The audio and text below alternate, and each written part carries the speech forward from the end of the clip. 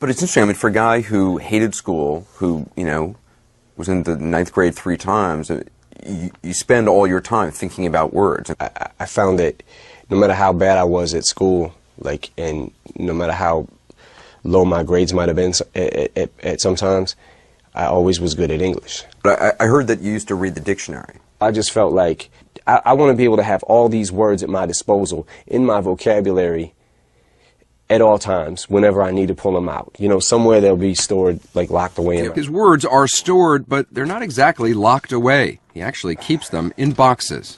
So you store stuff in just boxes like this? Yes. Inside are hundreds of scraps of paper on which he's obsessively scrawled down words and phrases. So, wait, this is a pad from a hotel in Paris, looks like. Yeah. And you just scribbled that. You have 4 little words just scribbled there. How do you even read this? This is tiny. I know what it says, I guess.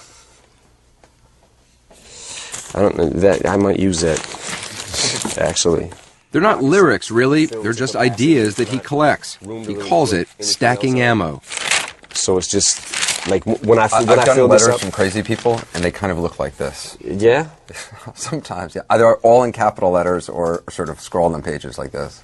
Yeah, well, that's probably because I'm crazy. See, they can trick me, but they'll never figure me out. Listen to the lyrics of many of his early songs, and you do get the feeling his music has been a painfully public way of settling scores, including with his mother. I never meant to hurt you. And his father, who left him when he was 6 months old. I never knew him, so... You never met him since? Never met him, never knew him. Do you want to, or...? I don't know. I don't know. Some people ask me that. I don't think I do.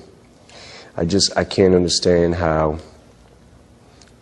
If my kids moved to the edge of the earth, I'd find them. No doubt in my mind. No money, no nothing. If I had nothing, I'd find my kids. So there's no excuse. There's no excuse. One more time. Eminem may be fiercely protective of his kids, but he's been accused of being harmful to just about everybody else's. The language he's used in songs sparked protests and accusations that he promoted violence against women and gays. He's been branded a misogynist and a homophobe.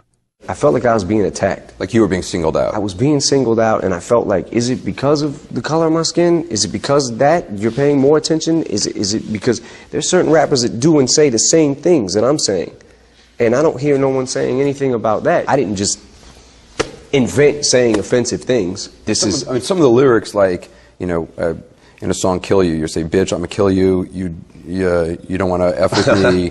You say, "My words like a dagger with a jagged edge that'll stab you in the head. Whether you're a fag or a les, hate fags." The answer is yes. Yeah. The scene that I came up in, that word was thrown around so much. You know, faggot was like, it was thrown around constantly to each other, like in battling. That was just my... But I mean, do you not like gay people? No, I don't have any problem with nobody. You know what I mean? Like, I'm just whatever. And for, you know, some parent who's listening to this and says, well, you know, my kid hears you calling somebody bitch or using the F word and starts to use it themselves. Do you feel a sense of responsibility? I feel like it's your job to parent them. If you're the parent, be a parent. You know what I mean? I'm a parent. I have daughters. I mean, how would I really sound as a person, like, walking around my house, you know? Bitch, pick this up. You know what I mean? Like I don't. That's cuss. Not how you are in your real life. Profanity around my house, no. But this is music. This is my art. This is what I do. 'Cause I am whatever you say I am. If I wasn't, then why would I say I am? Despite the controversy, or maybe because of it, he's sold more than 80 million albums worldwide. But he admits he's had a hard time adjusting to all the attention. Then why would I say I am? For much of his career, he was high during performances and eventually became addicted to Vicodin, Valium, and Ambien. In December of 2007, he overdosed, collapsing in the bathroom of his home. You almost died? Yeah, definitely. How close do you think you were to dying? They said 2 hours. If I would have got to the hospital 2 hours later, that would have been it. Because my organs, everything, my kidneys, everything were failing. Everything was shutting down.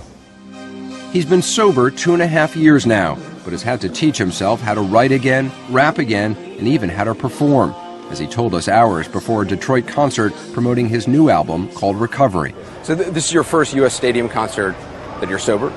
Yeah. Yep. Do you ever, I mean, when you look out, you know, and you see 40,000 people and they're all singing your songs, I mean... It's crazy. Where you going? I'm leaving you. No, you ain't. Come back. I mean, you can, an artist can say that they get used to it, but I think that they're probably lying if they do. Because you gotta be wowed, man. You gotta be like, you gotta be taken back by seeing this many people in their faces, and you know what I mean? And do you actually see their faces when you're performing? Oh, yeah. Yeah, I do now. You know? You do now? Before it was a big blur. Everybody in here tonight who is an Eminem fan, man, I just want to take a minute out to say thank you for the support that y'all have shown me and for not giving up on me on some real shit. Thank you, man. Especially you, Detroit. I love you. This song is for you. I'm not afraid. His songs are still deeply personal, but some of the hard-edged anger has softened. In his new song, Not Afraid, he offers a hand to those in need. Say, everybody come take my hand, we'll walk this road together. 10 years ago, could you have imagined yourself rapping something like that? Probably not. You know, I don't want to go overboard with it or too, you know, but I do feel like that if I can help people that have been through a similar situation, then, you know, why not? If you feel like you've been down the same road. Thank you, man. We love you.